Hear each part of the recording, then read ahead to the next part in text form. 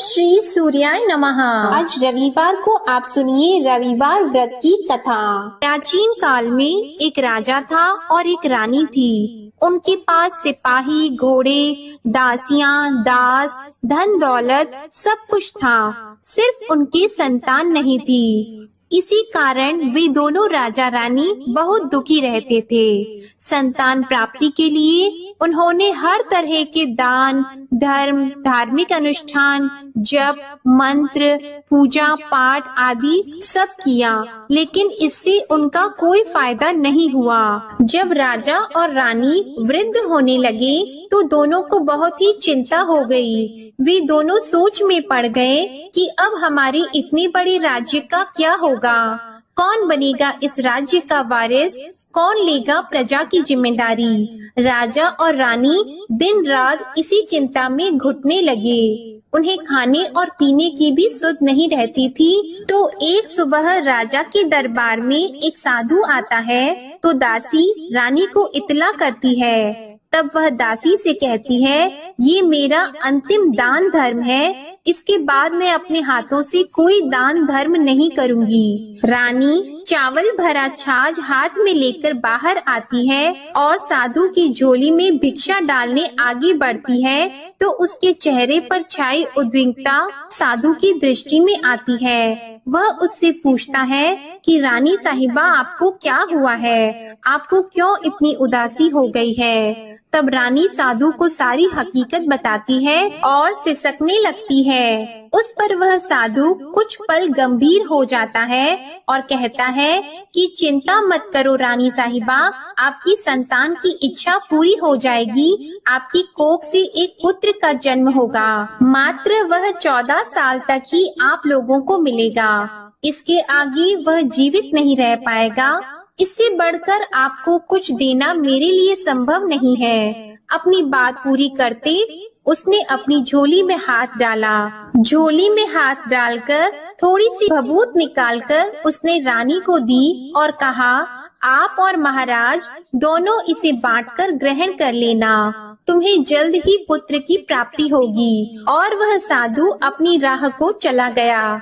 उसके जाने के बाद रानी सोचने लगी कि 14 साल तो 14 साल ही सही, उतने समय के लिए हमें पुत्र तो मिलेगा, यही काफी है। उतने साल तक मैं उसे जी जान से बड़ा करूंगी, उसे ढेर सारा प्यार और दुलार करूंगी, अपनी संतान की मुराद पूरी करूंगी। उस रात अपना सारा राज गाज खत्म करके राजा जब रानी के महल में गए तो रानी ने राजा को सारी बात बता दी और साधु की दी हुई भभूत राजा को दिखाकर बोली कि साधु महाराज ने ये भभूत हम दोनों को ग्रहण करने के लिए दी है। राजा बोले, इतना दान और धर्म किया, जप और तप किया, उसका कोई फल नहीं मिला।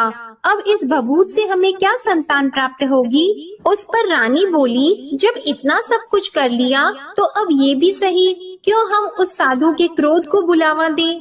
राजा को अब किसी बात पर विश्वास नहीं था, पर रानी को दुख ना पहुँचे इसलिए वह राजी हो गया। और राजा रानी दोनों नहाते धोते हैं, फिर अपने भगवान का नाम का स्मरण करते हैं, अपने पुरखों को स्मरण करते हैं और उस साधु महाराज का नाम स्मरण करके वह भभूत बांटकर दोनों खाते हैं। उसके बाद दोनों निश्चित होकर सो जाते हैं। तो कुछ दिन गुजर जाते हैं और साधु द्वारा कहे अनुसार रानी गर्भवती हो जाती है। उस पर राजा और रानी दोनों की खुशी गगन में नहीं समाती। राजा रानी से बोलते हैं, महारानी सचमुच साधु महाराज की कृपा हो गई। तो 9 महीने बाद रानी ने एक सुंदर पुत्र को जन्म दिया।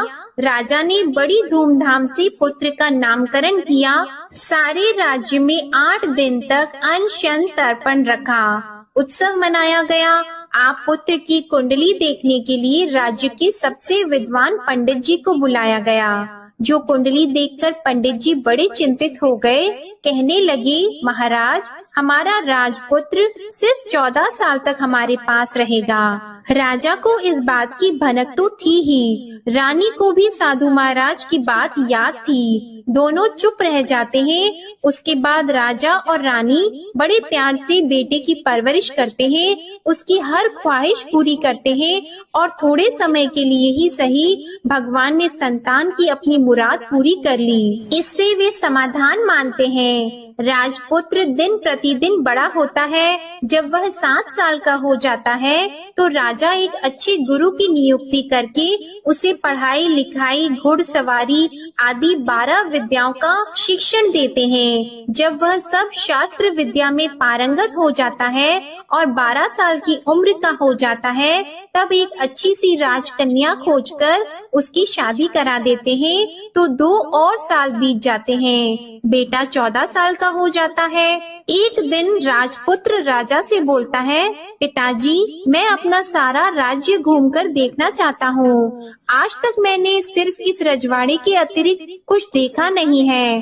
बेटे की बात सुनकर राजा चिंतित हो जाते हैं, क्योंकि पुत्र को 14वां साल शुरू हुआ ही था। अब कोई अनहोनी होने का वक्त नजदीक आ पहुंचा था, लेकिन राजा यह सब बातें पुत्र को बता नहीं सकता था। राजा अपने चेहरे पर खुशी लाकर बेटे से कहता है कि हाँ, जरूर जाओ बेटा, तुम्हें अपना सारा राज्य घूमकर देखना चाहिए। कहाँ क्या है ये सब जानना चाहिए। कल मेरे बाद तुम ही को तो राजा बनना है। मात्र एक बात का ध्यान रखें, तुम जहाँ जा रहे हो, क्या कर रहे हो, ये बात अपनी पत्नी को नहीं बताना।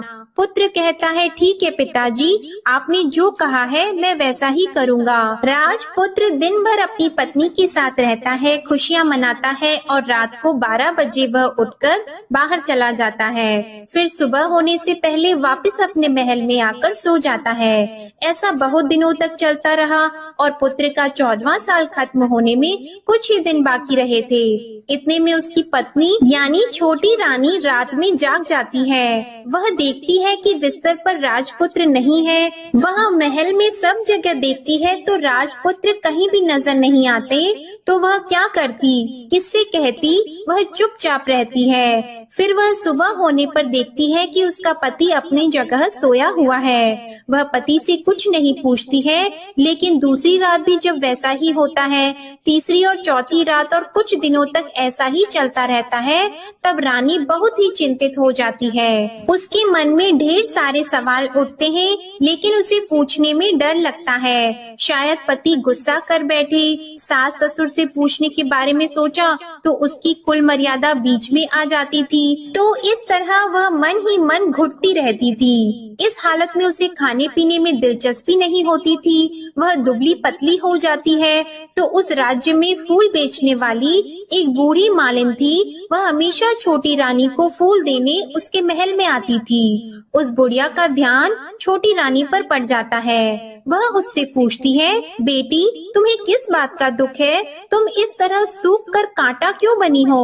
उस पर रानी कहती है, क्या बताऊं तुम्हें अम्मा, तुम्हारा राजपुत्र हर रात्रि को बाहर चला जाता है और सुबह वापस लौट कर आ जाता है। वह कहाँ जाता है, क्या करता है, यह सोच सोच कर मैं अन्न जल ग्रहण नहीं कर पाती हूँ और सूख सूख कर इस तरह कांटा बन रही हूँ। बुढ़िया सब बात सुनकर उसे एक उपाय बताती है कि बेटा ऐसा करना, आज रात को तुम सोना मत, उसके पीछे जाकर देखना कि वह कहाँ जाता है, क्या करता है और उसकी अच्छी तरह से पहरेदारी करना। तो छोटी रानी बोली कि अगर मुझे नींद आ गई तो बुढ़िया बोली कि तुम्हें नींद न आए इसलिए एक काम करना, अपने बाएं हाथ की उंगली में एक जख्म कर देना, उस पर थोड़ी सी मिर्ची छिड़कना, उससे तुम्हें बड़ी जलन होगी और उस पीड़ा से तुम्हें रात भर नींद नहीं आएगी। रानी बुढ़िया के कहे अनुसार वही करती है। उंगली की जलन से उसे बड़ी देर तक नींद नहीं आती, लेकिन बाद में वो सो जाती है। दूसरे दिन सुबह बुढ़िया फूल लेकर उसके महल में पहुँचती है और पूछती है, क्या हुआ बेटी, क्या तुम देख पाई कि पति कहाँ जाता है? रानी कहती है, नहीं अम्मा, पहले कुछ समय जलन के कारण मुझे नींद नहीं आई, पर कुछ देर के पश्चात मैं सो गई। बुढ़िया कहती है, कोई बात नहीं, आज तुम उंगली पर पहले से थोड़ा बड़ा जख्म करना और ज्यादा मिर्च लगाना। तो रानी ने वैसा ही किया। परंतु वह सिर्फ पति को बाहर निकलते हुए देख पाती है, उसके पीछे नहीं जा सकती क्योंकि उसे फिर से नींद आ जाती है। दूसरे दिन सुबह बुढ़िया आती है तो उसके पूछने से पहले ही रानी रोककर कहती है, अम्मा, मैं आज भी उसकी पहरेदारी ठीक तरह से नहीं कर पाई। बुढ़िया कहती है, रोना नहीं बेटी, सब कुछ ठीक हो जाएगा। तुम आज रात जख्म और बड़ा करना और उस पर ज्यादा मिर्ची लगाना और एक काम करना कि जब वह जाने के लिए निकलता है तब उसका रास्ता रोकना। बुढ़िया ने जैसा बताया रानी ने वैसा ही किया। आज रात उसे नींद नहीं आती है। पति जब रात को महल से निकलने के लिए चलने लगता है तो वह बुढ़िया ने जैसा बताया वैसे ही करती है। दौड़कर जाकर पति का रास्ता रोकती है और कहती है, कहाँ जा रहे हो, किससे मिलने जा रहे हो, मुझे बताओ। राजपुत्र उसे समझाने की बहुत कोशिश करता है। देखो, अगर मैंने तुम्हें यह बता दिया तो मैं तुम्हें दोबारा नहीं मिल पाऊंगा। रानी कहती है, कोई बात नहीं, ना मिल पाओ, लेकिन आप रात के समय कहाँ जाते हो यह मुझे बता दो। राजपुत्र निरुपाय हो जाता है। पत्नी की जिद के आगे उसकी एक नहीं चल पाती। ठीक उसी समय उसका 14वां साल खत्म हो रहा होता है, 15वां साल लगने वाला होता है। जो होता है वह हो जाने दो, यह सोचता है और कुछ चावल मंत्रों से सिद्ध करके पत्नी को देकर कहता है कि इन चावल के दानों को हाथ की मुट्ठी में पकड़ना। पहले दाएं हाथ में पकड़े चावल मेरे ऊपर फेंकना, मैं कौन हूँ तुम्हें पता चल जाएगा। बाद में बाएं हाथ में पकड़े चावल मेरे ऊपर फेंकना, मैं जैसा था तुम्हें मिल जाऊंगा। लेकिन यदि तुम बाएं हाथ के चावल मेरे ऊपर फेंकना भूल गई तो मैं तुम्हें कभी नहीं मिल पाऊंगा। रानी ने कहा, नहीं भूलूंगी। रानी बड़े आत्मविश्वास के साथ यह कहकर दाएं हाथ में पकड़े चावल पति के ऊपर फेंक देती है तो राजपुत्र एकदम एक विशाल घोड़ा बन जाता है। एकदम उम्दा सफेद गर्दन पर लंबी अयाल देखते देखते वह तेजी से दौड़ने लगता है। रानी उस घोड़े को एकदम भौचक्की होकर देखने लगती है और पति ने बाएं हाथ के चावल फेंकने की जो बात कही थी वह भूल जाती है। उसकी आंखों के सामने घोड़ा महल से बाहर निकलकर चला जाता है। घोड़ा जो महल से बाहर जाता है तो वापस नहीं आता। अब रानी को बड़ा पश्चाताप हुआ। वह स्वयं को कोसने लगती है, लेकिन अब उसका कोई फायदा नहीं होने वाला था। राजपुत्र अब वापस नहीं आने वाला था। सुबह होते ही महाराजा को सब बात पता चली। उन्हें बहुत दुख होता है। वे बिस्तर पकड़ते हैं और राह देखते हैं कि एक दिन उनका बेटा वापस आ जाए। इस तरह 1 महीना गुजरता है, 3 महीने गुजरते हैं, आखिर 6 महीने पूरे हो जाते हैं। राजपुत्र का कोई अता पता नहीं चलता। प्रधान राजपुत्र को ढूंढने के लिए राज्य के गांव-गांव सिपाही भेजता है, लेकिन उन्हें कोई सफलता नहीं मिलती। इधर रानी अपनी हठ के कारण पति गायब हो गया है, ये सोचकर स्वयं को मन ही मन कोसती है और प्रण लेती है कि कुछ भी करके पति को ढूंढ कर लाएगी और उसे वापस घर लेकर आएगी। एक दिन सुबह उठकर सास ससुर के महल में जाती है और कहती है कि मैं अपने पति की खोज में जा रही हूँ। महाराजा को और क्या चाहिए था, कुछ भी करके उनका बेटा उन्हें वापस मिलने चाहिए था। वे बहू को जाने की अनुमति देकर कहने लगे, बेटी तुम्हें जो चाहे वह करो, जहाँ जाना है वहाँ जाओ, लेकिन हमारे बेटे को वापस लेकर आओ। अब रानी अपना शाही भेष बदलकर एक सेठानी बन जाती है। कुछ दासियों को, कुछ नौकरों को साथ ले लेती है, कुछ सामान साथ ले लेती है और राज्य की सीमा पर जाकर वहाँ एक भोजनालय खोल देती है। वहाँ आने वाले सब यात्रियों को खाना मुफ्त में देने लगती है। मात्र एक शर्त रखी कि खाने वाले को उसकी देखी हुई कोई अजीब चीज उसकी मालकिन को यानी राजकन्या को बतानी पड़ेगी। तो वहाँ आने वाला हर नागरिक अपनी तरफ से मैंने ये देखा, मैंने वह देखा कहकर वहाँ से मुफ्त खाना खाकर जाता था। परंतु रानी को जो बात चाहिए थी वह अब तक नहीं मिली थी। ऐसे ही कुछ दिन बीत गए तो रानी के महल में फूल लेकर जाने वाली बुढ़िया के एक बेटा और बहू थे। उनका एक छोटा बेटा था, यानी बुढ़िया का एक पोता था। तो बेटा और बहू सुबह काम के लिए निकलते थे तो पोते को संभालने की जिम्मेदारी बुढ़िया पर रहती थी। दिन भर पोते को संभालती थी। एक दिन बुढ़िया को पान खाने की आदत थी, तो पान लगाने के लिए चूना चाहिए था। वह उसे तैयार करने के लिए सीपी लेकर आई। इन सीपियों को भूनने के लिए गोबर के कंडे चाहिए थे। कंडे इकट्ठा करने के लिए वह बांस की टोकरी लेकर चरवाहे के मैदान में गई। वहाँ बहुत सारे कंडे थे। उन्हें जमा करते करते उसे घर आने में अंधेरा हो गया। इस ओर शाम होते ही काम से वापस आकर बेटा और बहू घर पहुँचे तो देखा कि बच्चा घर पर अकेला है और रो रहा है। वे दोनों गुस्से से लाल पीले हो गए। इतने में बुढ़िया घर आ पहुँची। बेटे ने पूछा, पोती को घर अकेला छोड़कर कहाँ गई थी? बुढ़िया बताने लगी कि मैं गोबर के कंडे इकट्ठा करने गई थी। इस पर बेटा बोला, दोबारा बच्चे को अकेला घर पर छोड़कर यदि कहीं गई तो मैं तुम्हें बहुत पीटूंगा। बुढ़िया कहने लगी, नहीं बेटा, फिर कभी ऐसा नहीं करूंगी। लेकिन दूसरे ही दिन बुढ़िया वह बात भूल गई और फिर चरवाहे के मैदान पर कंडे इकट्ठा करने चली गई। शाम को जब बेटा और बहू काम से वापस लौटे तो देखा कि बच्चा घर पर अकेला है और रो रहा है। अब उसके बेटे की सहन शक्ति खत्म होने लगी और बुढ़िया के वापस आने पर उसे घर से निकाल दिया। बुढ़िया रात भर घर के बाहर अंधेरे में बैठी रही और सुबह होते ही हाथ में टोकरी लेकर कंडे इकट्ठा करने के लिए निकल गई। उस दिन उस पर कंडे इकट्ठा करने का मानो पागलपन सवार हो गया था। कंडे इकट्ठा करते करते जब अंधेरा हो गया उसे मालूम ही नहीं चला।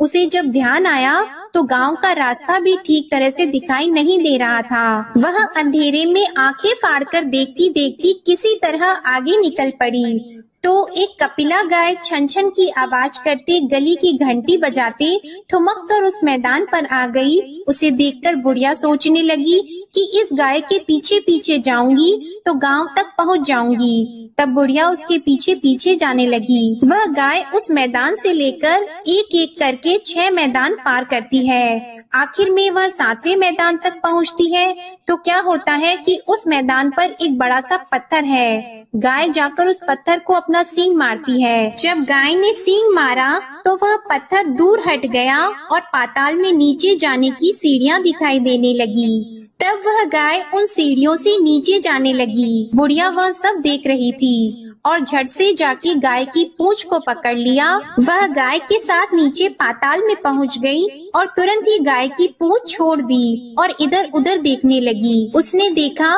कि वहाँ दीप और दिए जलते हैं और तेज रोशनी गाय के ऊपर पड़ती है और वहाँ अद्भुत घटनाएं घटने लगती है। गाय के नीचे जाते ही उसके गले में अपने आप सांकल पड़ गई और छम-छम करके कोई दूध आड़ी में गाय का दूध दूहने लगा। लेकिन जो भी कोई वह कर रहा है वह मात्र दिखाई नहीं दे रहा है। बुढ़िया बहुत घबरा गई, कहाँ आकर फंस गई यह सोचने लगी और यहाँ वहाँ छिपने के लिए जगह ढूंढने लगी। लेकिन उसे कहीं भी जगह नहीं मिली। हर जगह उजाला ही उजाला था। तो वह एक कोने में खड़ी हो गई और जो कुछ सामने हो रहा था उसे चुपचाप देखने लगी। उसने देखा कि वहाँ एक उम्दा सफेद घोड़ा और 2 कुंड थे। उसमें से एक कुंड में उस घोड़े ने छलांग लगाई और ऊपर आ गया और उस घोड़े को अब राजपुत्र का रूप प्राप्त हो गया।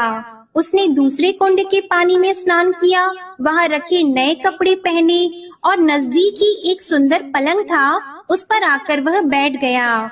उसके सामने अपने आप 5 पकवानों की थाली आ गई, दूध की एक प्याली भी आ गई, 5 सुपारी आ गई। उसके सामने एक दिया जलता रहा और राजपुत्र ने खाना खाया, पानी पिया, 5 सुपारी खाई और बिस्तर पर लेट जाने से पहले सूर्य देव का स्मरण करके सामने जलते हुए दिए से पूछा, हे दीपंकर, मेरे माता पिता क्या कर रहे हैं? दिया बताने लगा, बेटे के शोक में डूबे हैं। राज कौन संभाल रहा है?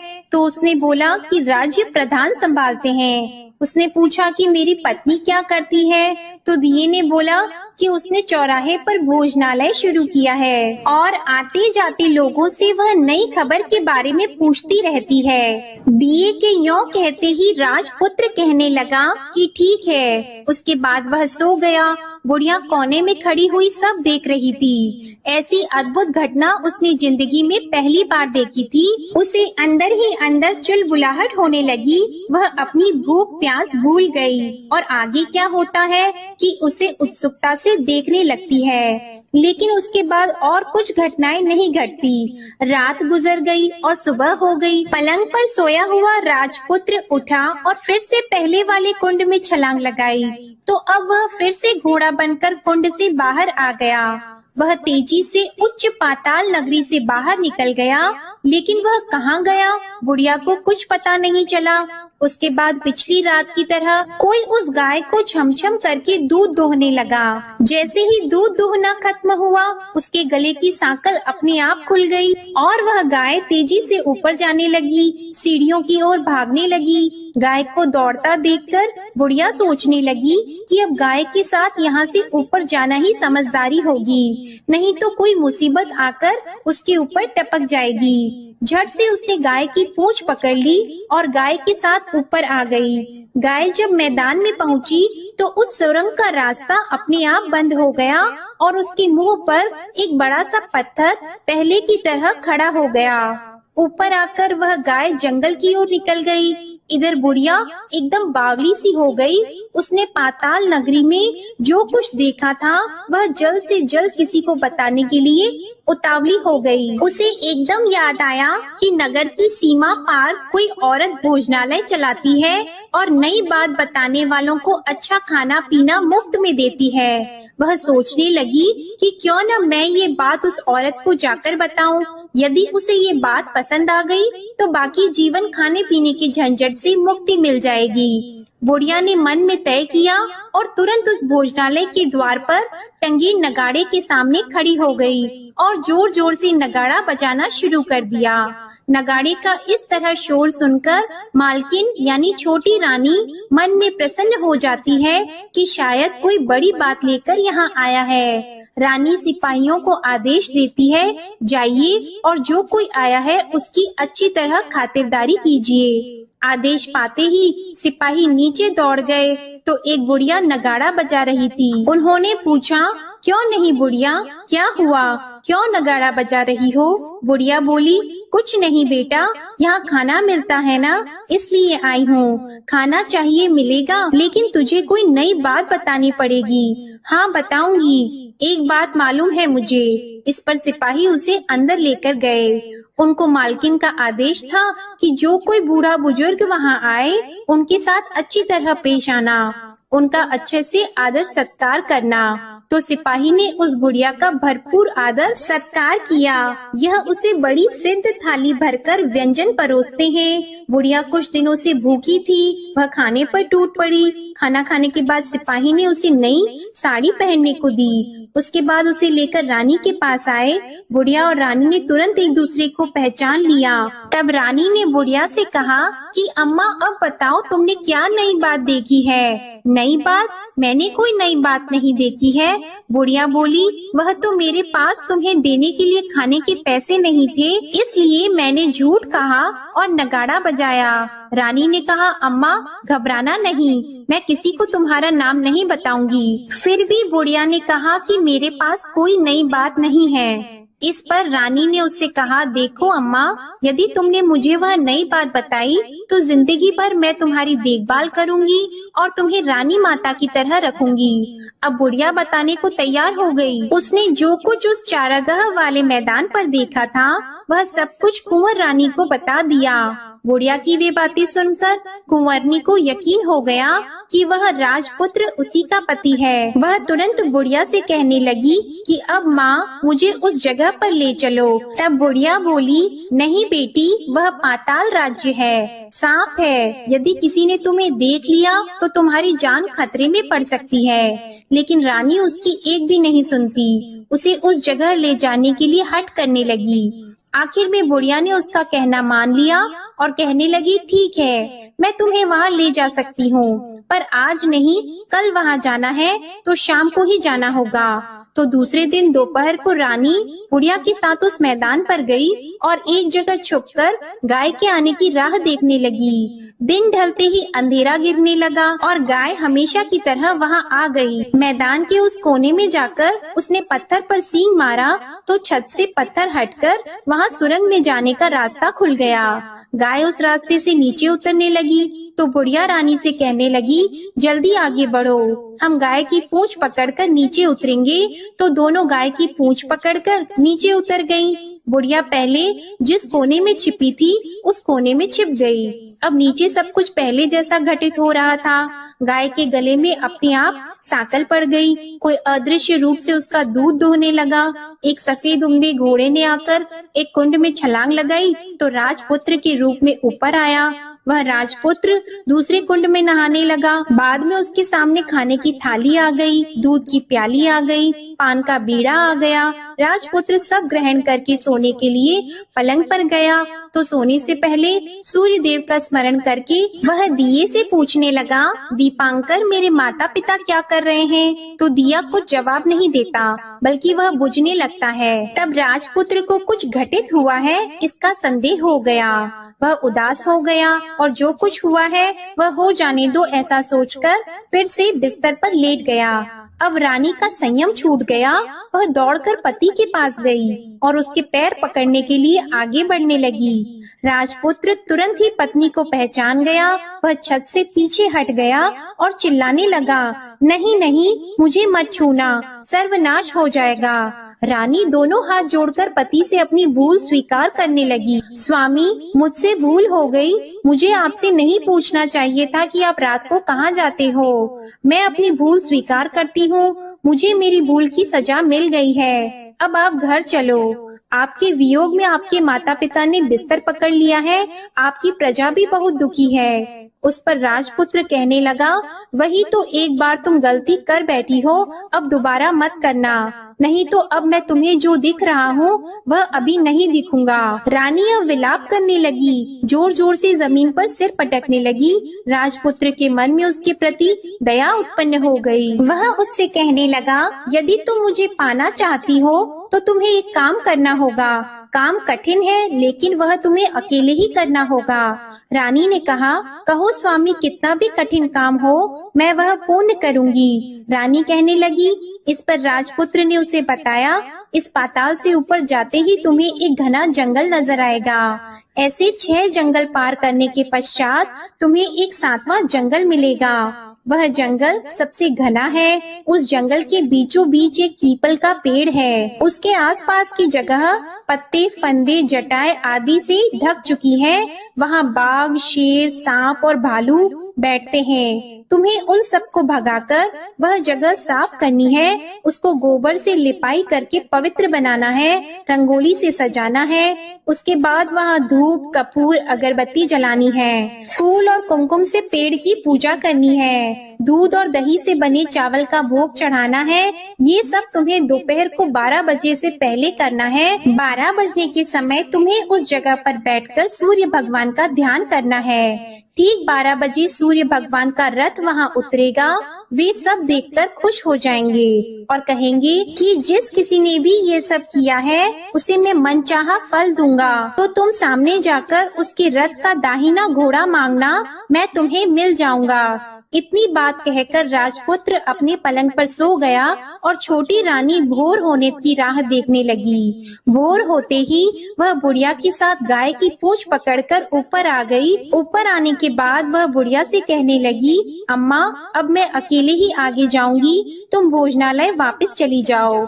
वह जंगल में जाकर राजपुत्र की बताई जगह ढूंढने लगी और स्वयं आरी से वह जगह साफ कर दी। बाद में राजपुत्र ने जैसे बताया वैसे ही लिपाई पोताई करके वापस आ गई। दूसरे दिन सुबह होने से पहले उठी और जंगल में उस जगह पहुंची। वहां जाकर इत्र और गुलाब का पानी छिड़ककर उस जगह सुगंधित धूप अगरबत्ती जलाकर उसे पवित्र किया और पूजा की सब सामग्री वहां तैयार कर सूर्य भगवान का ध्यान करके बैठ गई। जैसे कि पति ने बताया था कि दोपहर को ठीक 12 बजे सूर्य भगवान का रथ उस पीपल के पेड़ पर आकर रुका है। सूर्य भगवान ने जब रथ से नीचे देखा तो सुगंधित वातावरण देखकर वे बहुत प्रसन्न हो गए। फिर वे बोले, जिस किसी ने यह काम किया है वह यहाँ आकर आज मुझसे कुछ भी मांगे मैं उसे दे दूंगा। रानी ने जब ये शब्द सुने तो बिना समय गवाए दौड़कर उनके सामने आ गई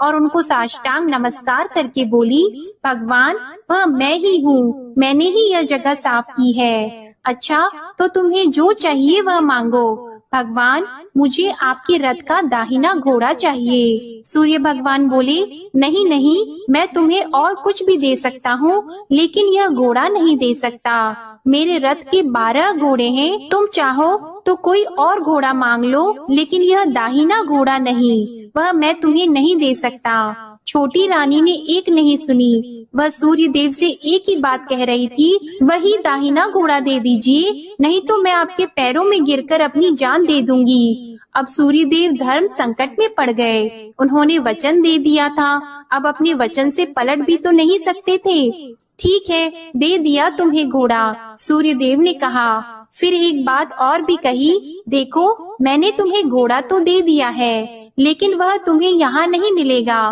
तुम्हें उसे पाताल में जाकर लाना होगा। रानी बोली, पाताल में ही क्यों भगवान, मैं उन्हें पाने के लिए कहीं भी जा सकती हूँ। रानी को वचन देकर सूर्य देव अपने मार्ग को चले गए और इधर रानी जंगल से अपने भोजनालय में आ गई। फिर वह बुढ़िया को लेकर उस मैदान पर आ गई और जल्दी ही शाम हो गई। शाम होते ही वहाँ वह गाय आ गई और उसने सींग मारकर सुरंग का पत्थर हटाया और नीचे उतरने लगी। रानी और बुढ़िया जल्दी जल्दी उसकी पूंछ पकड़कर नीचे उतर गईं। नीचे पाताल में सब घटनाएं पहले की तरह ही घटने लगी। घोड़े का एक कुंड में नहाकर राजपुत्र बन जाना, नहा धोकर पलंग पर जाकर बैठना, तो उसे खाने की थाली, दूध की प्याली आना, पान का बीड़ा आना। लेकिन आज एक नई बात घटी। आज 2-2 थाली, 2-2 दूध की प्याली और 2-2 पान के बीड़े उसके सामने आए। वह कुछ नहीं बोला।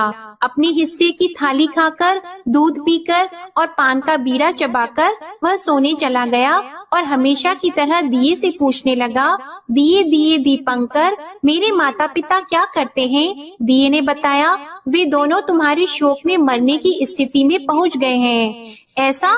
झट से उसकी आंखों में आंसू टपकने लगे। फिर वह पूछने लगा, दिए दिए दीपंकर, मेरा राज्य कौन चला रहा है? तुम्हारा राज्य प्रधान चला रहा है और वह सब कुछ हड़प चुका है। वह प्रजा पर बहुत अत्याचार कर रहा है। यह सुनकर राजपुत्र को बहुत गुस्सा आया।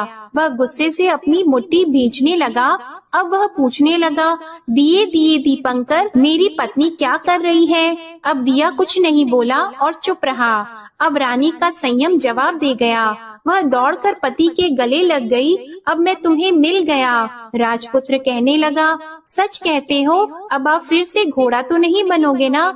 नहीं, दोबारा घोड़ा नहीं बनूंगा। तुमने जो इतने सारे कष्ट उठाए हैं मुझे पाने के लिए, इसलिए सूर्य देव ने मुझे सदा के लिए घोड़े के जन्म से मुक्त कर दिया है। राजपुत्र ने बड़े प्यार से कहा और उसे गले लगाया। उसके आंसू पोंछे और कुछ देर के पश्चात सुबह हो गई तो गाय की श्रृंखला टूटकर वह ऊपर भूलोक जाने लगी। रानी, राजपुत्र और बुढ़िया उसकी पूंछ पकड़कर ऊपर आ गए। ऊपर आने पर वे सीधे भोजनालय में पहुँचे। वहाँ का सब सामान लोगों में बांट दिया और उसको ताला लगाकर अपने राज्य में लौट आए। राजपुत्र वापस आता है और उसके तेवर देखकर प्रधान घबरा जाता है। राजपुत्र ने उसे बंदी बनाकर कैद खाने में डाल दिया और राज्य की बागडोर अपने हाथ में ले ली। उसके बाद वह अपने माता पिता को मिलने उनके महल में गया। तब राजपुत्र क्या देखता है कि उसके माता पिता उसके शोक में अस्थि पंजर बने हुए हैं। पुत्र को वापस आया देखकर मरणासन राजा रानी की आंखों से टप टप आंसू बहने लगे। इन दोनों ने पुत्र को गले लगा लिया, उसे प्यार से सहलाया और इतना होने के बाद उनकी सेहत में एकदम सुधार आने लगा। वे अब बिस्तर से उठकर बैठ गए हैं, पुत्र को आशीर्वाद देने लगे हैं। राजपुत्र के आने की खबर तुरंत ही राज्य में फैल गई। प्रजा खुशी से फूली नहीं समाई। प्रजाजन राजमहल के सामने इकट्ठा हो गए। राजपुत्र ने भी उन्हें दर्शन दिए और आज से उन्हें कोई दुख नहीं पहुंचाएगा, ऐसा वचन भी दिया। अब राजा अपने पुत्र का राज्याभिषेक करके उसे सिंहासन पर बिठाता है और बहू को महारानी का दर्जा देता है और स्वयं अपनी पत्नी के साथ ईश्वर स्मरण करते खुशी से दिन बिताता है। महाराजा बना राजपुत्र अच्छी तरह से राज्य चलाने लगा और अपनी पत्नी के साथ सुख शांति से जीवन बिताने लगा। उस बुढ़िया को रानी ने अपने ही पास रख लिया और उसकी अच्छी तरह से देखभाल करने लगी। बुढ़िया और उसके बुढ़ापे के दिन खुशी से गुजरने लगे। प्रेम से बोलिए सूर्य नारायण भगवान की जय। आपको आज की कथा पसंद आए तो वीडियो को लाइक करना मत भूलिएगा, शेयर कीजिएगा, कमेंट में भगवान श्री सूर्य नारायण की जय लिखिएगा और चैनल को भी सब्सक्राइब करिएगा। इसी के साथ आज आप हमारे चैनल पर मार्गशीर्ष मास महात्म्य की कथा और मोक्षदा एकादशी कथा भी जरूर सुनिएगा। प्रेम से बोलिए सूर्य नारायण भगवान की जय।